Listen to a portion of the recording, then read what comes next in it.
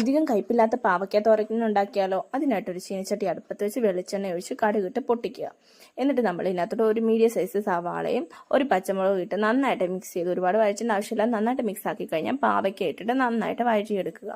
ഞാൻ പാവയ്ക്ക കൈകൊണ്ട് ഈ ഒരു രീതിയിലാണ് അരിഞ്ഞെടുത്തിരിക്കുന്നത്. എന്നിട്ട് നല്ല രീതിയിൽ ഒന്ന് വഴറ്റിയെടുത്ത് കഴിഞ്ഞാൽ നമ്മൾ ഇതിനകത്തോട്ട് ആവശ്യത്തിന് കറിവേപ്പിലയും ഉപ്പൂടെ ചേർത്തിട്ട് ഒന്നുകൂടെ മിക്സ് ആക്കിയതിന് ശേഷം നമ്മൾ ഇതിനകത്ത് 1 കപ്പ് തേങ്ങയാണ് ചേർക്കുന്നത്. വെള്ളം ഒന്നും ആഡ് ചെയ്യേണ്ട. വെള്ളം ഒഴിച്ച് നമ്മൾ പാവയ്ക്ക വേവിക്കാൻ നിന്ന് കഴിഞ്ഞാൽ നല്ല കയ്പ്പരസം ഫീൽ ചെയ്യും. അതുകൊണ്ട് ഈ പാവയ്ക്കയിൽ നിന്നും സവാളയിൽ നിന്ന് വരുന്ന വെള്ളത്തിൽ തന്നെ ഇത് കുക്ക് ചെയ്തെടുക്കുക.